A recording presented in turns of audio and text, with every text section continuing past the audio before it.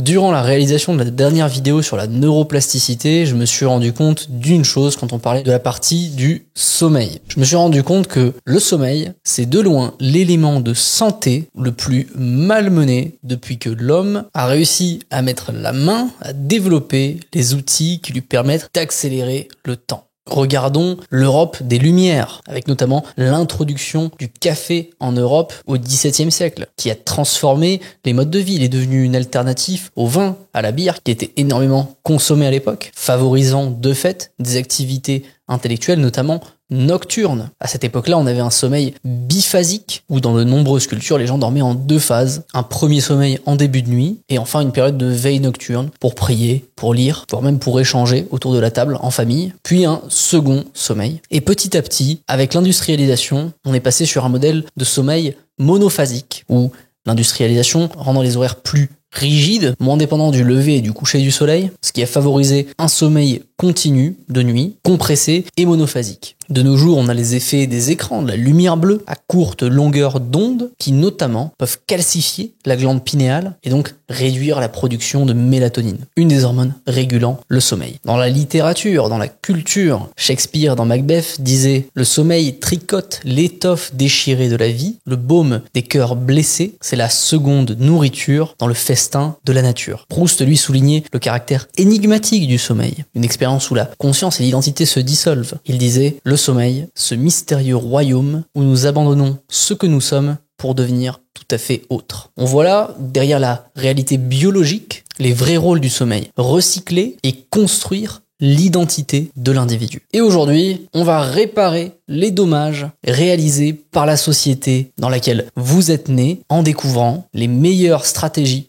de supplémentation pour un sommeil de qualité. Bonjour à tous et bienvenue sur No Wasted Energy, la chaîne du biohacking et de la longévité où l'on transfère les compétences du sport à haut niveau vers les high performers. Moi je m'appelle Andrea, je suis préparateur physique et sportif de haut niveau et depuis plus d'1 an, je me suis tourné vers le biohacking et la longévité pour aider les performeurs de ce monde à créer leur blueprint santé, longévité et performance avec les mêmes stratégies que dans le sport à haut niveau, avec une attention particulière sur les dimensions de la préparation physique, de la nutrition, supplémentation, performance et de la préparation mentale. Avec dans tout ça une valeur clé, la connaissance profonde de soi. Avec mes équipes, nous nous assurons, via un ensemble d'analyses scientifiques et un suivi en ligne, d'accompagner nos clients vers plus de longévité et surtout plus de performance au quotidien. Plus d'informations sur le site en description. Maintenant, rentrons dans le cœur de la vidéo. On va essayer déjà de comprendre ce qu'est le sommeil. Alors déjà, le sommeil,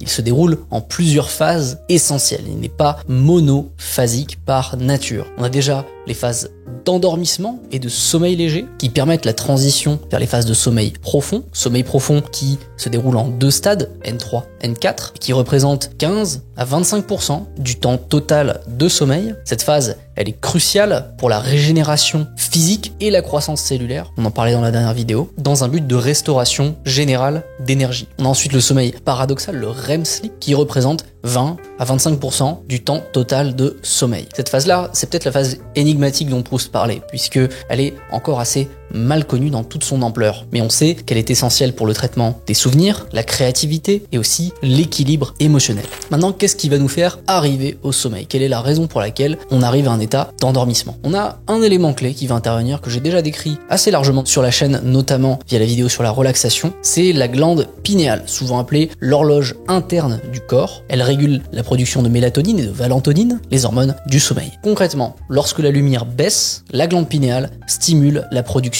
des hormones du sommeil. Elle envoie un signal à votre corps qu'il est temps de dormir. Mais notre mode de vie moderne impacte cette horloge interne, en particulier à cause de l'exposition aux lumières artificielles. Dans un premier temps, on pourrait se dire que si la mélatonine est atteinte, pourquoi pas se supplémenter en mélatonine afin de recalibrer notre cycle de sommeil et notre accès à l'endormissement. Mais d'ores et déjà, dans la supplémentation ici, on se confronte à un problème stratégique. Premièrement, beaucoup d'études et d'analyses montrent que les suppléments de cette hormone, la mélatonine, que l'on trouve dans le commerce actuellement sous forme de bonbons, de gummies ou de gélules, pilules, eh bien on s'est aperçu qu'elles sont soit fortement sous-dosées, soit fortement surdosées. C'est un peu une énigme pour tout le monde. Donc déjà, ça pose un problème de rigueur, puisque dans un deuxième temps, la mélatonine est une hormone, et comme toutes les hormones, elle a un mécanisme de sécrétion, avec des précurseurs précis qui amènent à sa sécrétion, sa libération, et qui, en somme, constituent un cycle hormonal naturel, un cycle hormonal sain. Donc, arriver au sommeil par la supplémentation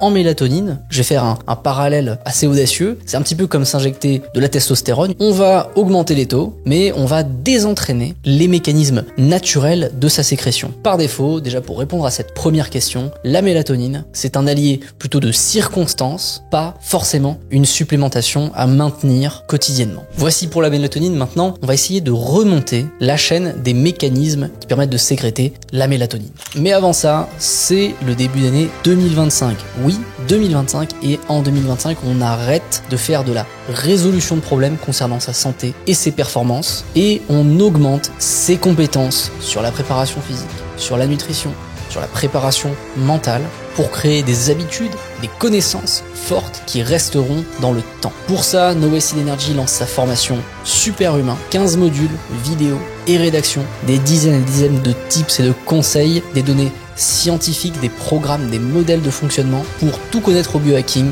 et devenir le superhumain que vous rêvez d'être. Plus d'informations sur le lien Superhumain dans la description. Allez, premier point maintenant, pour remonter la chaîne qui va permettre la sécrétion de mélatonine, on va parler d'un supplément que vous connaissez sûrement tous, qui est le magnésium. Magnésium, c'est un minéral, souvent appelé le minéral de la relaxation, qui va jouer un rôle très important dans le cadre de l'arrivée au sommeil. C'est la régulation du stress et de l'hormone qui est le cortisol. Le deuxième point fort du magnésium, c'est la relaxation au niveau musculaire, la régulation du système nerveux autonome qui va renvoyer un signal positif pour l'endormissement vers le système nerveux central. Un apport insuffisant en magnésium peut conduire à des réveils nocturnes, une difficulté de manière générale à accéder à de l'endormissement, et pour ça je vous invite à faire notamment un bilan sanguin. Une supplémentation en magnésium donc, lorsqu'on a des taux trop faibles, est essentielle, notamment sous sa forme bisglycinate, plus douce pour votre estomac et avec des niveaux de biodisponibilité plus élevés et un effet sur le système nerveux notamment plus fort. Comme je vous l'ai dit, le vrai point fort du magnésium, c'est qu'il va couvrir un ensemble de besoins propres à la relaxation et à la baisse du stress. Une meilleure sensibilité des récepteurs adénosine, notamment quand vous avez consommé du café ou des stimulants durant la journée.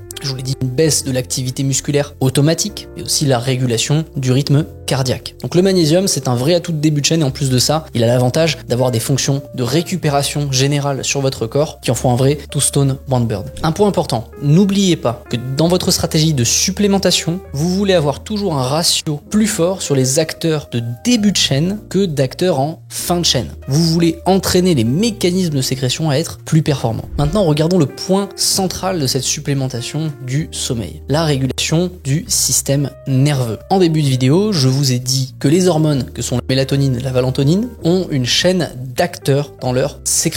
Ces acteurs, ce sont des neurotransmetteurs, des acides aminés, des protéines, qui vont donc sécréter l'arrivée de mélatonine. Le précurseur principal, c'est le tryptophane. La production de mélatonine s'enclenche grâce à lui. Alors c'est un acide aminé essentiel que l'on peut retrouver dans l'alimentation, mais qui peut faire l'objet lui-même d'une supplémentation. Rentrons un peu plus dans les détails, comment le tryptophane fonctionne. Il est converti en ce qu'on appelle le 5-HTP, puis en sérotonine, un neurotransmetteur clé dans la relaxation et dans le sommeil, puisque la sérotonine agit comme un précurseur direct de la mélatonine. Dès lors, nous avons deux stratégies de début de chaîne pour faciliter le sommeil. La supplémentation en tryptophane ou en 5-HTP. Le seul défaut de ce type de supplémentation, c'est le management des quantités, puisqu'elles sont hautement individualisables en fonction de votre réponse, de l'assimilation de manière générale. Donc la réponse peut être très variable, ça c'est une problématique qu'on a avec beaucoup de suppléments, notamment avec le tryptophane. La deuxième stratégie, c'est la supplémentation en éléments pro-sérotonine de manière générale. On y retrouve donc le 5-HTP, le tryptophane, mais on y retrouve aussi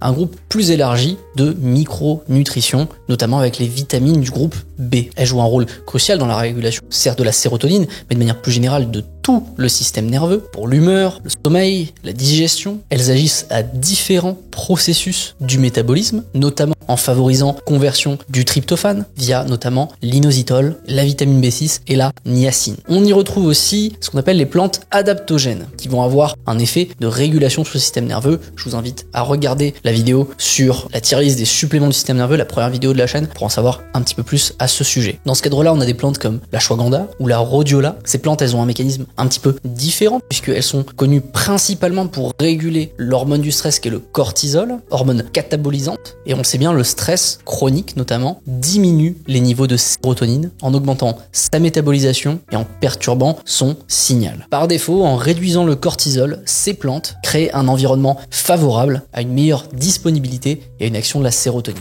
Un point important sur les plantes adaptogènes, surveillez la traçabilité et les labels relatifs à ces plantes-là. Il y en a des dizaines, Shoden est celui qui est le plus connu, je pense en France, au niveau de la ashwagandha. Essayez de vous référer à des labels qui sont connus pour avoir un haut niveau de biodisponibilité. C'est bien beau de supplémenter, mais si on va tout le temps, soit au moins cher, soit au plus pratique, on peut manquer cette partie d'effet de ces suppléments et se retrouver à se dire bah tiens, ça marche pas.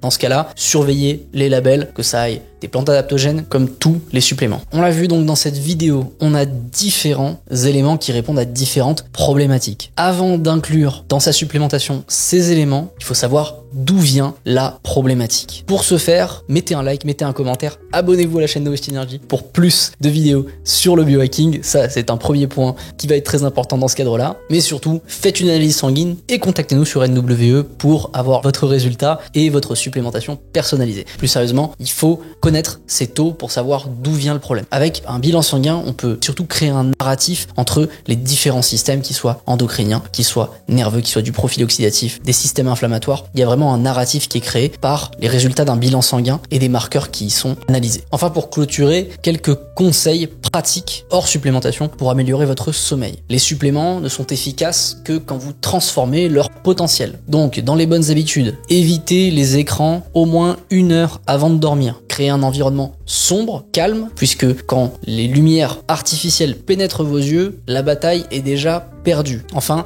un point de régulation de thermogénèse, essayez de garder une température ambiante de votre pièce qui est régulée autour de 19-20 degrés, voire même un petit peu plus bas pour ceux qui ont vraiment des problèmes à accéder à l'endormissement. Pour plus de conseils, je vous renvoie à la vidéo sur la relaxation pour avoir toutes les stratégies d'organisation favorisant la relaxation qui est un point clé pour avoir un bon sommeil. Tout dernier point pour vous aider, je vous ai mis une ressource en description pour adopter des heures de coucher réguliers. Je vous invite à ce test pour définir vos horaires de coucher ou de réveil idéaux, puisque c'est très bien de vouloir s'imposer des horaires précis, mais il faut connaître celui qui nous convient le mieux. En conclusion, le sommeil, c'est un pilier de notre santé et surtout de notre bien-être. Quand on n'a pas bien dormi, on n'est pas soi-même. Quand on n'a pas bien mangé, c'est les 2 points les plus importants. En optimisant votre routine avec les suppléments qui sont adaptés, de bonnes habitudes, vous offrez à votre corps et votre cerveau le repos qu'il mérite. Alors n'attendez plus, faites du sommeil votre super pouvoir, et si vous voulez devenir un vrai super humain, contactez-nous sur No Wasted Energy et découvrez nos suivis et notre offre de formation personnalisée.